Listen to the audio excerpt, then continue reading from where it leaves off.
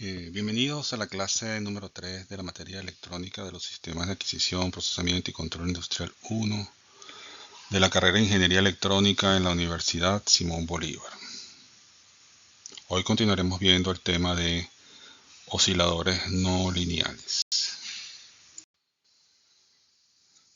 En la clase de hoy estudiaremos el circuito integrado LM555, que es lo que llaman un timer, o sea, es un circuito que permite hacer configuraciones de oscilación tipo astable y monoestable, entre otras, ¿no? Entonces vamos a ver estudiar el encapsulado, su diagrama interno, el modo de operación estable en relación a lo que vimos en la clase pasada, la configuración de oscilador estable con 50% de ciclo de trabajo, la configuración de modulador por posición de pulso, la configuración de modo de operación monoestable, ¿okay? La configuración de divisor de frecuencia, la configuración de generador de onda rampa y la configuración de modulador por ancho de pulso. Veremos ejemplos y la bibliografía asociada con los contenidos de esta clase. Aquí podemos observar una visión interna de lo que sería el encapsulado del 555. En lo que se llama el encapsulado tipo DIP son de 8 terminales, ¿verdad? Y podemos observar lo que sería la composición interna, digamos, de lo que sería el circuito, ¿no? Observamos que está BCC en la terminal 8 y la Tierra en el terminal 1. Y entre ambos hay tres resistencias iguales, AR. Entonces, ahí el terminal de trigger, llama trigger de disparo, cuando eso se usa cuando trabajamos con la configuración monoestable, por eso tiene ese nombre de trigger. Pero si no, pues simplemente es la entrada menos de un primer comparador que está conectado a una de las resistencias, que es como una especie de divisor de voltaje, ¿no? De tres resistencias iguales. El output, que es la terminal 3, tiene, pues como va a manejar carga, algo conectado a ella, pues tiene entre el flip-flop que está internamente mostrado allí, hay una etapa de ganancia, o sea, para poder manejar corriente a lo que le conecten, ¿no? La terminal de reset, que es la terminal 4, usualmente yo puedo jugar con el reset para hacer un reset del 555 cuando lo desee, ya sea más que todo por asuntos de sincronismo. Ok, o sea, si yo quiero sincronizar las oscilaciones del 555 con algo más, puedo bajarle un reset, mantener la salida en un estado y luego, si no, ya no tengo que hacerlo, pues quito el reset. El reset normalmente está conectado a BCC. El reset funciona en cero, ¿verdad? Si el reset está en cero, se produce una acción de reset sobre el flip-flop. Y si no lo voy a usar, pues lo coloco en 5 voltios en BCC, que está alto, que es donde no hace nada. Luego está el terminal de descarga, que es el terminal 7, que es usualmente cuando ahí se conecta un condensador. El condensador, pues, y va a depender de un transistor que entre en corte y saturación. Entonces, cuando yo quiero descargar lo que está en el condensador, manipulo el flip-flop de tal manera que ese transistor entre en saturación, colector emisor va a valer 0 y se va a producir una descarga. Y en la pata 6 está threshold, que es como el umbral, también es un nivel de comparación en este caso un nivel de comparación alto porque va a quedar más cerca del BCC que de tierra. Y está lo que sería el voltaje de control 5, la pata 5. Ese voltaje de control, usualmente ahí hay un condensador con un cierto valor determinado, recomendado por el fabricante. Pero si yo necesito de alguna manera modular algo con el 555, entonces uso esa pata de control como vamos a ver más adelante. Una representación simplificada del 555, que es muy útil para entender cómo trabaja, más allá de los detalles de construcción, es que internamente está formado por un divisor de tensión con tres resistencias iguales a 5K. Eso hace que cada comparador asociado donde están conectadas esas resistencias tengan un voltaje de disparo. Es decir, el primer comparador tiene un voltaje de disparo en su terminal de 2/3 de BCC. O sea que cuando la señal que se aplique allí del otro lado del comparador alcance y supere los 2/3 de BCC, él va a cambiar de estado en su salida. Está también el umbral de disparo bajo, que es BSUL, que va a depender del comparador número 2, que está a parte de abajo, donde por el divisor de tensión que se forma allí, ese voltaje va a ser 1/3 de BCC. Es decir, que cuando la señal que se coloque allí alcance y supere 1/3 del valor de BCC, que es la polarización del 555, pues la salida del comparador va a cambiar. Y las salidas de los comparadores están conectadas a un flip-flop interno, a una báscula, a un biestable interno, de set y reset. El comparador número 1, cuando cambia de estado de 0 a 1 o de nivel bajo a nivel alto, pues va a producir un reset en la báscula o en el flip-flop. Y el comparador 2, cuando cambia de estado, va a producir la acción de set en la báscula o en el biestable. La salida Q, sin negar, está directamente conectada. Recuerden que hay una etapa de amplificación de potencia, pero eso no lo estamos tomando en cuenta. Vamos a suponer que está incluido dentro del flip-flop. Y entonces el Q va a ser directamente la salida del circuito integrado. Es decir, el circuito integrado va a trabajar con una salida de forma de onda cuadrada. ¿Okay? Y el Q negado va conectado a una resistencia de 10K, a su vez a la base de un transistor NPN, cuyo emisor está a tierra, y esa salida es la que coloca ese transistor, bien sea en saturación, voltaje de colector emisor 0, o en corte, voltaje colector emisor, lo que hay allí, porque es un circuito abierto. Entonces, el análisis de los circuitos que vamos a estudiar está basado en esta representación simplificada del 555. Para estudiar la operación de modo estable tenemos las siguientes conexiones del 555. Tenemos de BSC una resistencia RA que se conecta al terminal 7 y luego a una resistencia RB que se conecta al terminal 6. El terminal 6 está conectado con el terminal 2. Y luego la resistencia RB también está conectada a un condensador que a su vez va a la tierra. La pata al terminal 3, ¿verdad? Que es formalmente la salida del circuito. Tiene ahí una resistencia de carga, es digamos la conexión de lo que esté allí, del circuito que se conecta allí. Siempre, como es una señal cuadrada, siempre están las dos alternativas, ¿no? Esta resistencia RL, referenciada a tierra, que es lo normal, se llama resistencia de pull down, o sea, es decir, ahí me refiero a tierra la salida en la terminal del 555, la pata 3. Y está la opción de hacer pull-up con la carga, si es necesario. Hay a veces hay que hacerlo.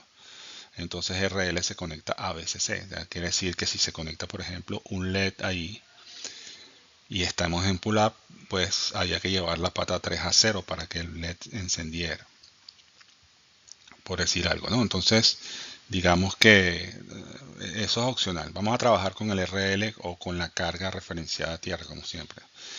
En el terminal 5 hay un condensador de 0.01 microfarads. El uso del terminal 5 es opcional. Teóricamente se podría dejar en el aire. Pero como el terminal 5 está conectado a la parte interna del 555, pues no es buena idea, digamos, dejarlo al aire, porque algo por fuera podría interferir de alguna manera con el funcionamiento del 555. Entonces, una señal eléctrica de algún tipo, una señal eléctrica presente alrededor del circuito, ¿verdad? Interfiera con su funcionamiento provocando que falle. Entonces ahí se sugiere conectar ese condensador. Cuando se utilice la terminal 5, pues bueno, se quita ese condensador pues, y se pone lo que se tenga que colocar. Entonces, ¿qué es la operación de modo estable?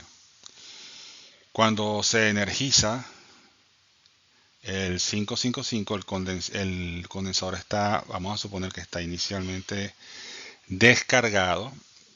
Eso hace que el 555 tenga su terminal 7 en modo 0, que es donde viene el Q negado, que maneja el transistor y a su vez lo corta o lo satura. Entonces ese transistor está abierto para el inicio cuando se empieza a cargar el condensador. Y el condensador entonces se va a cargar a través de las resistencias RA y RB. Inicia un ciclo de carga como cualquier circuito RC que conocemos, ¿no? Cuando el voltaje del condensador alcanza un tercio del voltaje de polarización, ¿verdad? Que está conectado a la situación, al set del transistor, pues produce un set y la salida ya está en set. La salida 3 ya está en modo alto. Entonces no cambia la salida para nada, ¿no? Y él sigue subiendo, cargándose pasivamente a través de las dos resistencias. Cuando el condensador alcanza 2/3 de C, observen nuevamente que está conectado el 6 y el 2. Quiere decir que los sensores de voltaje que están, digamos, el sensar los voltajes para los comparadores están en el 2 y en el 6. Entonces él está sensando lo que pasa allí, ¿no? Entonces, cuando llega a 2/3 de VCC, el comparador interno se da cuenta y va a producir un reset en el biestable. La acción de reset en el biestable va a colocar a Q negado en 1 del biestable y va a hacer que el transistor entre en saturación, cerrándose el circuito a tierra. Por lo tanto, la pata 7 va a tierra, ¿verdad? La pata 7 va a tierra. Entonces, cuando eso ocurre, el circuito se ve de alguna manera modificado porque ya tenemos la terminal 7 a tierra y se crea un circuito entre el condensador IRB y el punto 7 que está a tierra, lo que implica que el condensador va a empezar a descargarse a través de RB. Cuando el condensador empieza a descargarse y alcanza el 1/3 de VCC, pues bueno, el comparador correspondiente se da cuenta, cambia de estado, que es el comparador 2, y va a producir una acción de set. Una acción de set es que coloca la salida del flip-flop en 1, pero el Q negado va a 0. Un Q negado en 0 hace que el transistor que esté conectado allí se vaya a corte y se abra, iniciándose entonces nuevamente otro ciclo de carga a través de RA y RB. Esos ciclos de carga y de descarga se van a ir alternando de manera sucesiva y es lo que va a producir en la salida del 555 un estado Q igual a 1, un estado alto, y un estado Q igual a 0, igual a bajo. O sea, es una onda cuadrada asociada con el crecimiento y el decrecimiento del voltaje en el condensador. Y eso es lo que se llama ampliación modo estable. Recuerden que el oscilador estable tiene dos estados cuasi estables. Lo definimos en la clase pasada. Entonces, el primer estado cuasi estable es el estado donde se está cargando el condensador. La salida va a estar en 1. Y el segundo estado cuasi estable es cuando se está descargando el condensador. La salida va a estar en 0.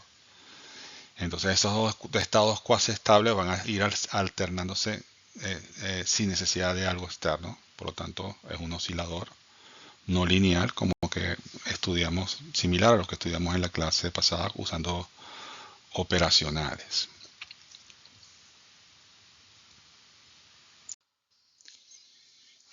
La representación gráfica, bueno, es como la mostrada, ¿verdad? La parte de arriba, la onda cuadrada, es la salida en la terminal 3 del 555. Y la de abajo es el ciclo de carga y de descarga en el capacitor. Se le dan unos valores de referencia, un VCC, un valor de RA, un valor de RB y un valor de C, ¿verdad? Y más o menos los trazos correspondientes para poder determinar la frecuencia de las ondas generadas, ¿no? Y eso es lo que usualmente es una de las aplicaciones más usuales del 555 como osciladora estable, que es como un clock para ciertas aplicaciones, sobre todo que tengan que ver con el mundo digital, aunque hay otras formas de hacerlo, pero digamos que es también común usar el 555 de este modo, ¿no?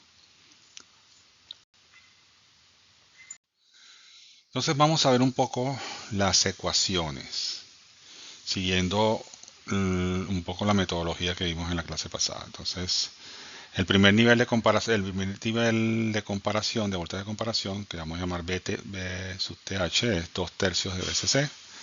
Y el segundo nivel de comparación sería B sub TL, que es 1 tercio de VCC. Entonces, comparador nivel alto y comparador nivel bajo. En el caso del ciclo de carga, se carga, recuerden, a través de RA y RB. T sub C, que es el tiempo de carga, va a ser la R equivalente por C, por el neperiano de el voltaje objetivo menos el voltaje arranque, entre el voltaje objetivo menos el voltaje de paro. Entonces, como el objetivo siempre va a depender de la polarización que tenga el 555, pues el voltaje objetivo va a ser VCC.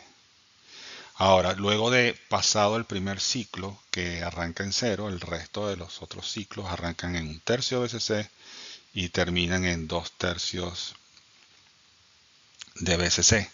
Entonces, en la parte de arriba de la expresión del logaritmo neperiano, el objetivo es VCC y el arranque siempre va a ser a partir de 1 tercio de VCC. Y abajo, pues el objetivo va a ser VCC y a donde llega, a donde le permite al sistema llegar, es 2 tercios de VCC. Cancelando los VCC, restando el 1 menos 1 tercio arriba y el 1 menos 2 tercios abajo, nos queda que el tiempo de carga va a ser igual a RA más RB multiplicado por C por el neperiano de 2. Eso nos da que el tiempo de carga es 0.69 por RA más RB por C.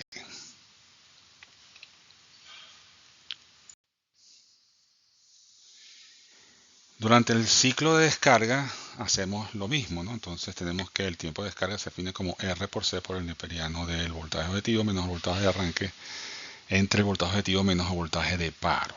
Ahora bien, como durante el ciclo de descarga la terminal 7 va a tierra, entonces RA queda queda como independiente del circuito y el condensador se empieza a descargar a través de la resistencia RB. Entonces TD es igual a RB por C por el neperiano D. Se supone que si se está descargando y le damos tiempo suficiente y no lo interrumpimos, y dadas las condiciones del circuito que está polarizado entre 0 y VSC, pues el voltaje objetivo va a ser 0, si lo dejan, ¿no? Y inicia siempre en el estado alto, en 2/3 de VSC. La parte de abajo, el voltaje objetivo es 0 para descargarse, menos hasta donde llega, porque él trata de descargarse a 0, pero llega solamente hasta 1/3 de VSC, por el comparador de voltaje número 2. Entonces, bueno, cancelando los VSC, cancelando los 3, me queda entonces que el tiempo de descarga va a ser RB por C por el neperiano de 2, que va a ser 0.69 por RB por C. Bueno, si queremos obtener la frecuencia de la señal, hallamos el periodo, que es T sub C más T sub D. Nos queda que el periodo es 0.69 por RA más 2 veces RB por C. F es el inverso de T, nos queda 1.45 entre RA más 2 veces RB por C. Y hay un factor que la hoja técnica del 555 especifica, se llama ciclo de trabajo. El ciclo de trabajo es muy común en señales cuadradas. La manera como lo define esta hoja de especificación técnica es diferente a lo que se usa comúnmente. El ciclo de trabajo para el fabricante del LM555 es el tiempo que dura la señal cuadrada en el estado bajo, que es T sub D, respecto al periodo total. Eso es lo que definen ellos como el ciclo de trabajo. Y bueno, yo lo mantengo así para que cuando ustedes lean esa datasheet, pues haya coincidencia, ¿no? Entonces ese ciclo de trabajo, duty cycle, básicamente utilizando las ecuaciones que acabamos de ver, es RB entre RB más 2, perdón, es RB entre RA más 2 veces RB. En la práctica, sobre todo en estos tiempos donde se usa mucho la conmutación, el ciclo de trabajo se define al revés. Se dice cuánta parte del periodo está la señal en el estado alto. ¿Ok? Esa es la manera normal con que se utiliza usualmente el concepto ciclo de trabajo. Pero bueno, tampoco es tan relevante y si hay que cambiarlo, pues yo les digo que la cambien, pero un poco para aclarar ese término en respecto a las especificaciones técnicas del fabricante. El fabricante también incluye en su información unas gráficas parametrizadas, cuando el parámetro es RA más 2RB, digamos, para poder simplificar el proceso de escogencia de los valores de RA y RB. Entonces, en esta representación gráfica van a haber unas líneas con pendiente negativa, donde cada línea representa una combinación distinta de RA más 2RB. Y en el eje X ven la frecuencia. Supongan que ustedes están diseñando para producir una frecuencia de tantos Hz. Entonces se ubican en la frecuencia, proyectan a cualquiera de las curvas, de las rectas que están allí, y en función del punto de corte de esa proyección y lo proyectan luego sobre el eje Y, que es la capacitancia, obtienen el valor de la capacitancia para poder tener la frecuencia.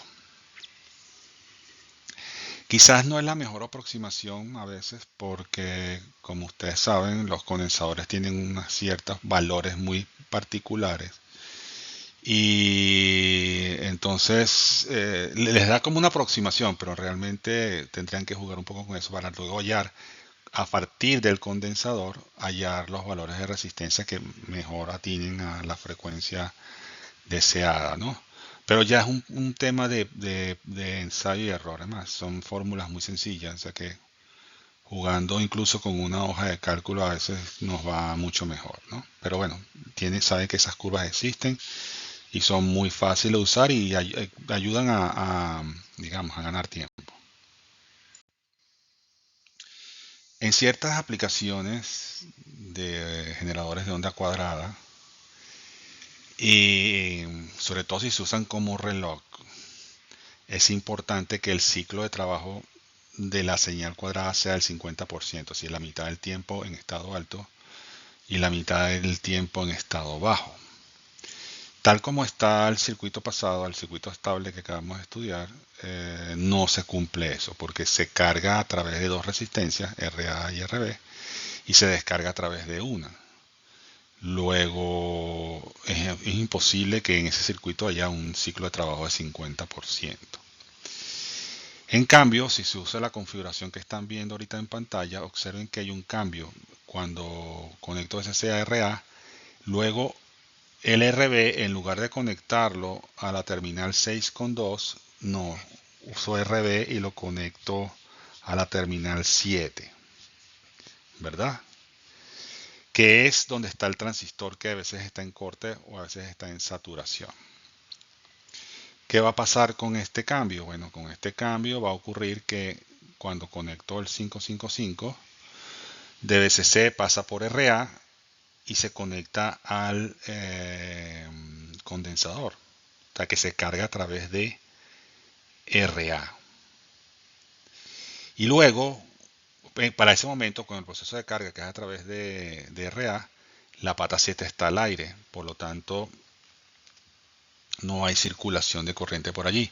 Pero cuando se va a iniciar la descarga, la pata al terminal 7 de ese integrado va a estar a tierra, entonces RB va a ir a tierra.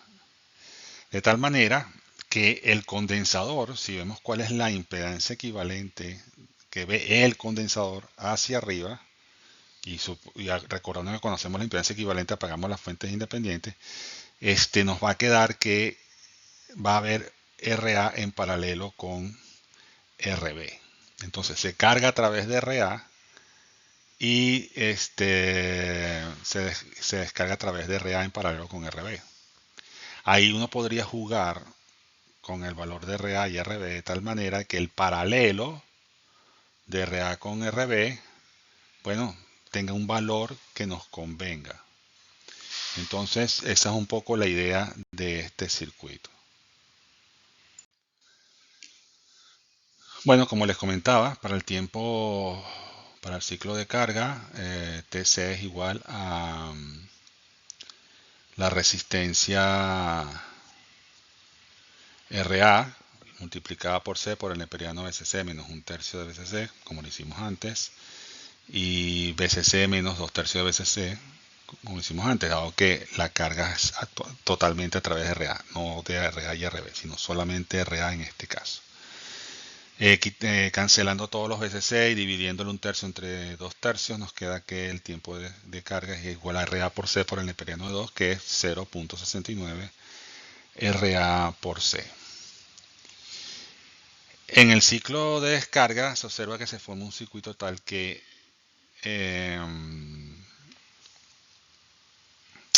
afecta ya el voltaje objetivo.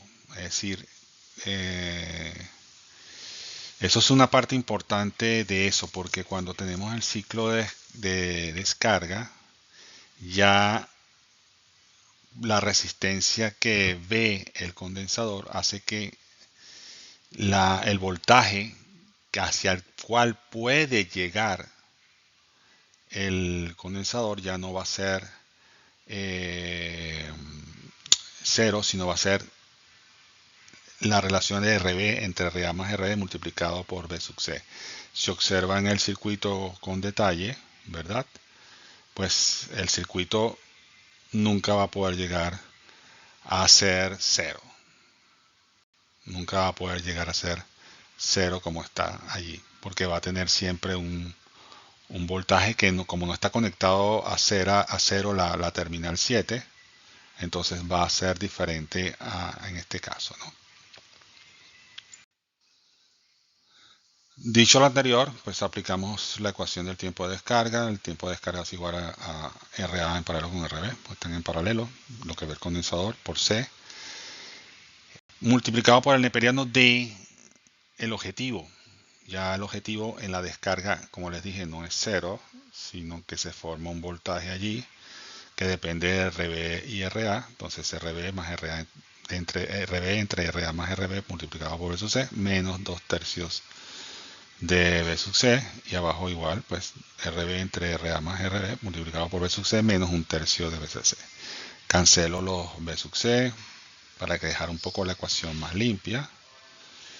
Me queda que el logaritmo neperiano tiene RB entre RA más RB menos 2 tercios y dividido entre RA más RB menos un tercio. Bien, entonces bueno, a partir del resultado anterior, tomando como factor común la multiplicación de 3 por RA más RB, factor común en ambos términos, el numerador y el denominador, simplifico la expresión y me queda que el tiempo de descarga es igual a RA en paralelo con RB, por C por el neperiano de RB menos 2 veces RA entre 2 veces RB menos RA.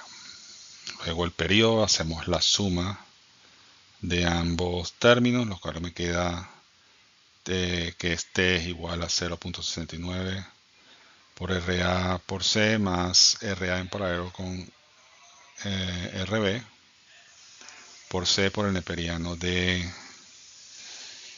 RB menos 2 veces RA dividido entre 2 veces RB menos RA. Entonces hay que jugar aquí con los valores de RA y RB, digamos por ensayo y error, hasta conseguir que haya una relación de trabajo de ciclo de trabajo de 50%, que es el objetivo. Hay otras configuraciones que también pueden funcionar, ¿no? Pero esta, bueno, digamos una que viene en las especificaciones técnicas del circuito integrado.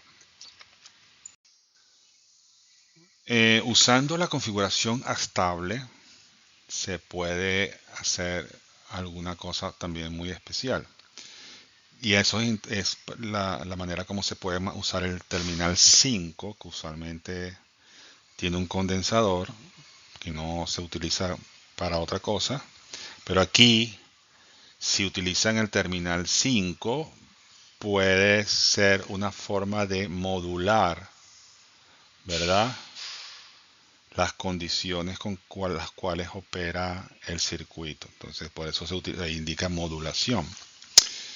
Eh, Recuerden que el terminal 5 tiene que ver con el nivel de comparación alto, el 2 tercios de BCC.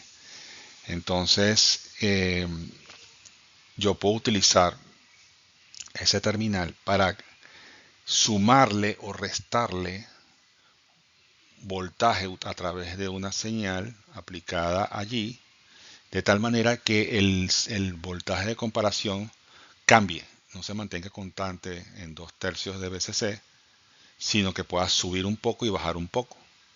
Eso hace que el rating de carga, sobre todo el rating de carga del condensador, se ve afectado, porque entonces a veces llega a 2 tercios de BCC exactamente, a veces a un valor un poco mayor y a veces a un valor un poco menor. Quiere decir que la señal de carga va a ir cambiando según la señal de modulación que yo aplique. En este caso utilizaremos una onda triangular un poco para mostrarlo, pero también puede ser una onda senoidal.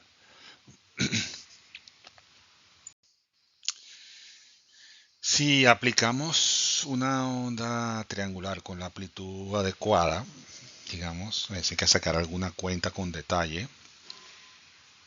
Como les he dicho, hay que hacer ensayo y error en muchas de estas aplicaciones hasta lograr el resultado deseado. Vamos a suponer que en el terminal 5 aplicamos la señal triangular que ustedes ven allí. ¿Qué va a hacer? Que en vez de sacar una señal de salida perfectamente, bueno, perfectamente cuadrada no, sino que uniforme, lo que dura en alto y lo que dura en bajo se mantiene constante, ¿no? En este caso no. ¿Por qué? Porque la parte de cuando llega a 2 tercios de se cambia. Por lo tanto, el estado en alto, el tiempo de estado en alto, va a cambiar, porque a veces En vez de ser 2/3 de BCC, es 2/3 de BCC más un poco más. Y luego va a pasar a ser 2/3 y luego 2/3 de BCC menos un poco menos. Entonces es como una especie de acordeón en la parte superior de la señal, que depende de en qué momento alcance el nivel de comparación. Entonces allí están unos valores por defectos para una prueba que fueron los que se pusieron en el datasheet del 555. Esto también es una representación, aunque un poquito más detallada, la incluí porque está un poquito más detallada que la anterior. Aquí usa una onda senoidal en el terminal 5, ¿verdad? Y lo que están es la onda senoidal que cambia, afectando el 2/3 de BCC que está en el nivel de comparación en ese nodo. Y el comportamiento del condensador, ¿verdad? En su carga y su descarga, por eso la incluí, de que a veces alcanza un nivel mayor y a veces alcanza un nivel menor, lo cual nuevamente afecta la forma de la salida y la tiene como un acordeón, ¿no? Entonces es bueno porque la estoy modulando. Ese terminal de 555, el terminal 5, es como para modular. Y ese es muy útil en sistemas de control. Por ejemplo, en potencia, en los circuitos de potencia, asignatura que verán ustedes el próximo trimestre, eh, pueden ustedes ver cómo controlar un circuito usando el 555. Entonces es importante ese terminal de modulación que cuando es una cosa muy básica como un oscilador, como tipo reloj, chévere, no afecta nada, pero puede ser útil para otras aplicaciones. Eh, Aquí les dejo algunas observaciones de lo que podamos analizar. Primero que se puede observar que la frecuencia de oscilación no es constante porque al cambiar al ensancharse el tiempo en estado alto afecta el periodo. El tiempo de carga varía, pero el tiempo de descarga no varía porque no depende de lo que pasa en el terminal 5 y la relación del ciclo de trabajo pues varía. Ahora vamos a estudiar un poco la configuración del 555 como monoestable. Recordarán de la clase pasada que la operación monoestable es un estado estable donde permanezco indefinidamente hasta que una señal de disparo externa lo cambie a un estado cuasi estable donde permanece un tiempo muy definido y luego determinado ese tiempo el circuito regresa al estado estable hasta que haya una nueva señal externa de disparo. En este caso la señal externa viene por el trigger, por la señal 2. Observarán que en este caso tenemos BCC, RA y la terminal 7 y la terminal 6 están conectadas en un cortocircuito, están unidas y luego están conectadas al condensador externo C. La terminal de control, la terminal 5, que tiene un condensador ahí de 0.01 micro, eso en este momento no hace nada. Y la terminal 4 con la 8 para anular la acción de reset del 555. Entonces, bueno, esta es la configuración monoestable. Se le aplica un pulso de disparo en la terminal 2 para poder forzar un cambio en la salida del dispositivo. Vamos a ver un poco ahora el funcionamiento de los terminales desde el punto de vista de sus formas de onda. Si yo tengo el control a través del trigger, que es la terminal 2, esa señal tiene normalmente un estado alto. Mientras la señal está en estado alto, la salida del 555 va a estar en cero, ¿ok? Porque no va a haber algo que lo haga cambiar de estado. Ese va a ser mi estado estable, la salida en estado cero. Mientras que yo no hago nada en la terminal 2 que está conectada a BCC, ¿ok? En lo que yo bajo la señal en la terminal 2 del 555, ¿verdad? y activo de alguna manera el cambio de estado, la señal de salida, cuando lo bajo, cambio de estado a la señal de salida, la pongo en situación de set y el condensador comienza a cargarse a través de la resistencia RA. Cuando ese condensador alcanza el 2/3 de VCC, ¿verdad? El condensador se descarga abruptamente porque no hay nada, no hay ninguna resistencia entre el terminal 6 y la terminal 2, no hay nada que haga que sea una descarga pasiva a través de una resistencia, simplemente es un cortocircuito, el condensador se descarga abruptamente y cuando se descarga abruptamente queda en cero. Antes de que la señal de salida cambie, ya yo la señal 2 la he modificado y la he puesto otra vez en estado alto. De tal manera que cuando el condensador se descarga a cero, encuentra al 555 operando con una salida forzada igual a cero debido al flip-flop y ahí se queda. Quiere decir que yo puedo generar un pulso cada vez que yo disparo por el terminal 2 la señal. Entonces un pulso, digamos, selectivo, es decir, no, la idea se puede usar de manera repetitiva, por supuesto, y crear como una especie de retardo, ¿verdad?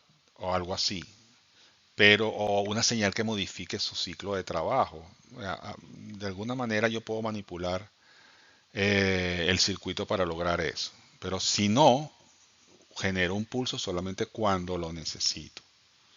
Es un pulso como por demanda. Le mando un trigger, ajá, quiero hacer esto. Vamos a suponer que quiero hacer en un circuito digital un reset ocasional de una parte del sistema, pues le mando un pulso de reset cuando yo quiera. Y le hago llegar esa señal al resto del circuito. O sea, puede tener varias aplicaciones de control. El punto es que, bueno, así funciona, ¿no? Entonces tenemos un estado estable, que es la salida en estado 0, y un estado cuasi estable, que es la salida en estado 1, cuya duración depende de RA y C, y más nada, pues eso es lo que tenemos de control. Cuando esa señal se va, regresa a su estado estable, donde permanece hasta que llegue un nuevo pulso de disparo. Obviamente la señal de la pata 2 debe durar lo suficiente como para que se produzca un cambio de estado en la salida. En las ecuaciones, bueno, para el caso del tiempo de carga va a ser pues R por C por el neperiano de el voltaje objetivo menos el voltaje de arranque entre el voltaje objetivo menos el voltaje de paro. Aquí solamente hay una resistencia, entonces R es igual a RA. C pues es el único condensador. Y aquí obviamente el voltaje objetivo sigue siendo VCC porque el condensador va a intentar cargarse a su VCC a través de RA, que es lo que él ve. Él ve RA y una fuente de poder VCC. Va a buscar cargarse hasta allá. Entonces el objetivo es VCC. En el arranque, pues siempre el condensador arranca de cero porque lo vamos a descargar totalmente cada vez que él haga un ciclo. Entonces siempre va a arrancar de cero. Y el paro va a ser cuando llegue a 2/3 de VCC, porque está conectado al terminal 6, que es el terminal de comparación con 2/3 de VCC. De tal manera que ahí se detiene. Entonces, bueno, quitando los VCC, me queda... los cancelamos y nos queda una diferencia de 1 menos 2/3, que da 1/3, C3 sube para arriba, entonces nos queda que es el tiempo de carga, que es el único que hay, va a ser RA por C por el neperiano de 3, y eso va a ser igual a 1.09 por RA por C. Y la frecuencia, aquí sí, la frecuencia que es más bien, cuando hablamos de frecuencia, es si hacemos que la señal de salida sea repetitiva, es decir, que tengamos pulsos continuos de trigger, ¿verdad? Entonces, en cuyo caso hablaremos de una frecuencia de salida que va a ser 1 sobre 1.09 por RA por C.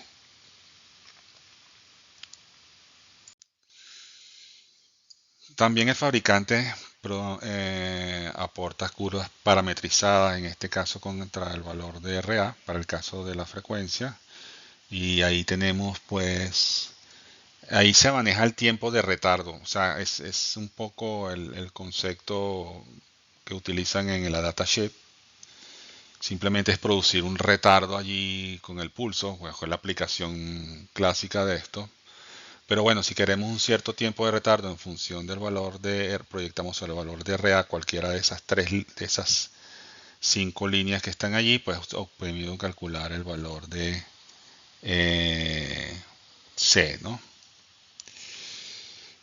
Es una manera pues de ahorrarse tiempo, porque si uno busca, fíjense en las intersecciones, propiamente en las intersecciones directas, es una tabla bastante lineal, ¿no? Y entonces es fácil de estimar y rápido.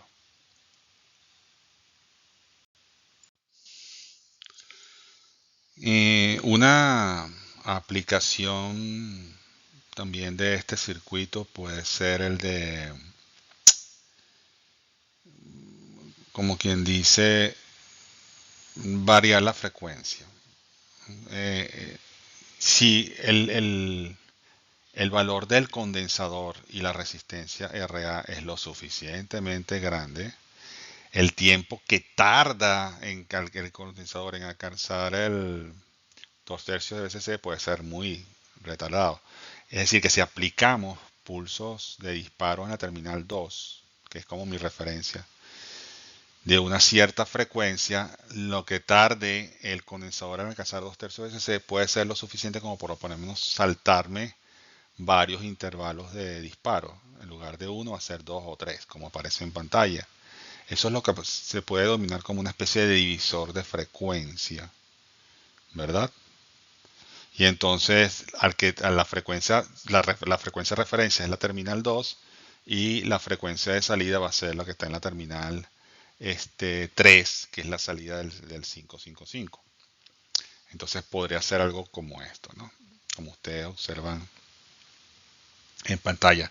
Es un poco la creatividad con que uno pueda, la necesidad y la creatividad con que uno pueda requerir que el circuito haga algo en específico.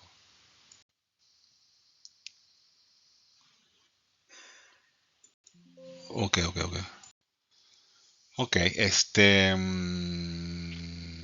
bueno, entonces, bueno, el voltaje en la base del transistor, un poco para tener idea cómo sacar las cuentas, ¿no? El voltaje en la base del transistor le divido sobre la tensión de R2 y R1 a través de B sub C.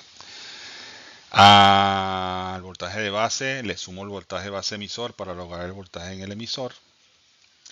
Luego, con ese voltaje en el emisor, BCC menos el voltaje en el emisor dividido entre R, es la corriente con la cual voy a cargar el condensador. Vamos a decir que I sub C es aproximadamente igual a I sub D, la diferencia es muy poca. Y luego, cuando quiera hablar un poco de la frecuencia de esa rampa que genero, pues uso, como es una rampa lineal, delta B entre delta T es igual a I sub C entre C. O sea, lo que es la derivada la transformo en una delta, un cambio. Y ya tengo I sub C, tengo C, tengo delta B, C que yo quiera, que en este caso es 2/3 de B sub C, y solamente le tengo que poner el tiempo para saber cómo es la frecuencia. Delta BC, ya les dije, 2/3 de BCC menos 0, entonces es 2/3 de BCC. Fíjense que cuando se carga linealmente yo puedo hacer esto, ¿no? Puedo hallar delta B entre delta T igual a I sub C entre C para ese propósito. Entonces, bueno, el delta T podría ser aproximado al periodo de la señal, como vamos a ver. O sea, si se sincroniza bien, en cuyo caso delta B, que es 2/3 de C entre el periodo, es igual a I sub C entre... De hecho, pero no es exactamente el de la rampa. Ya vamos a ver por qué, ¿no? Pero vamos a suponer que es el periodo, entonces es igual a I sub C entre C. De tal manera que si despejamos, podemos tener que es 2/3 de C por B sub C entre IC. Manipulando las ecuaciones para hacer el cuento corto, tengo que T es igual a 2/3 de C por B sub C por R por R1 más R2 entre BCC por R1 menos B sub B por R1 más R2. Aquí yo creo que sería más fácil hacer cálculos, integrar los distintos cálculos en lugar de una ecuación, ¿no? En esos casos yo prefiero trabajar con una hoja de cálculo que hacerlo directamente con la ecuación porque creo que se pierde mucho tiempo. Aquí tenemos las formas de onda de la señal. Observen arriba la señal de disparo trigger. Recuerden, cuando está en alto, estoy en el estado estable. Cuando la señal baja a 0, ahí comienza a cargarse el capacitor y paso al estado cuasi estable. El condensador se carga hasta llegar a 2/3 de BCC. En ese momento la señal de salida va a cambiar de estado alto a estado bajo. Y luego hay una pausa hasta que llega el siguiente pulso de disparo en la terminal 2. Entonces, lo que les comentaba, ¿no? Digamos que ese periodo al que yo aludí en la lámina anterior se refiere un poco a la de la onda triangular, a la onda rampa, si no tuviese el espacio de 0 voltios que tiene allí, sino que fuese una señal consecutiva.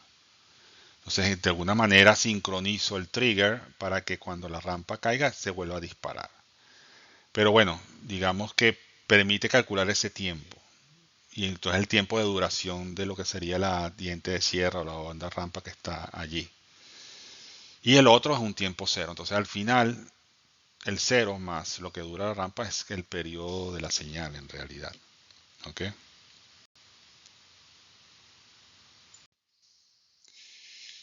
Y por último, vemos aquí la configuración monoestable. Se utiliza aquí a la señal en la terminal 5 para modular su salida, ¿ok?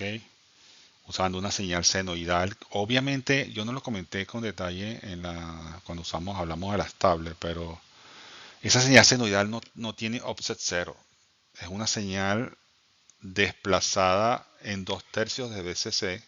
Ese es como su nivel cero. Y luego sobre ese nivel, ella sube un poco y baja un poco en la onda senoidal. Sube hasta el pico, baja, luego baja hacia el mínimo y así sucesivamente. Es decir, está montada sobre un offset para poder tener sentido, porque yo no le puedo aplicar 0 voltios a un terminal que está en 2/3 de BCC. Entonces, digamos que tiene que subirse ese voltaje allí, 2/3 de BCC, para que pueda tener sentido el circuito.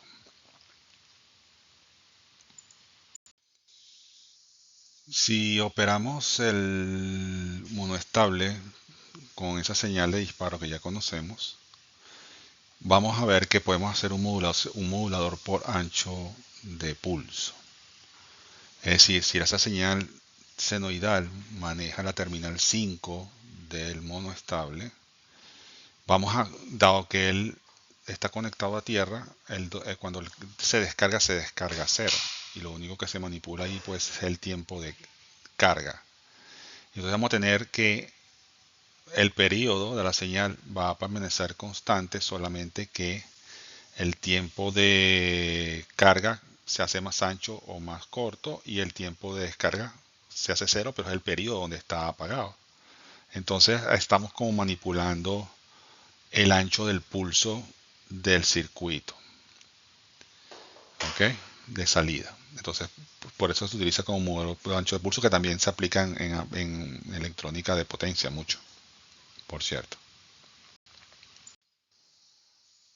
Aquí vemos una aplicación un poquito más detallada del funcionamiento del circuito con las formas de ondas correspondientes.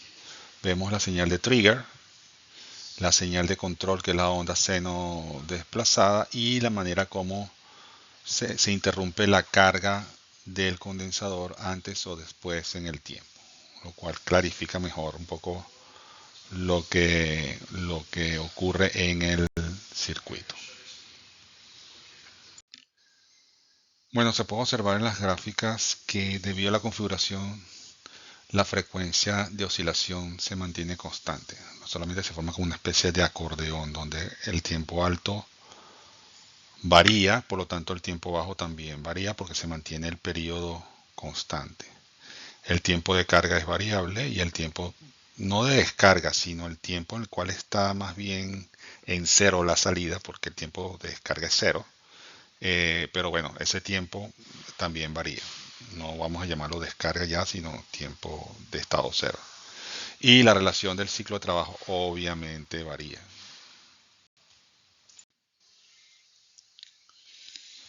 El material de estudio que está acá básicamente está basado en las hojas de especificación de la empresa National Semiconductor que fabricaba el 555 y la gente de Fairchild de Semiconductor que también es un fabricante de este circuito integrado. En los libros de Rashid, de Cedra y Niamen y Driscoll and Cooklin también hay referencias al 5555. Yo no tomé nada de ese material, pero los pongo como referencia porque pueden estudiar por allí. Ahí está, se encuentra este contenido.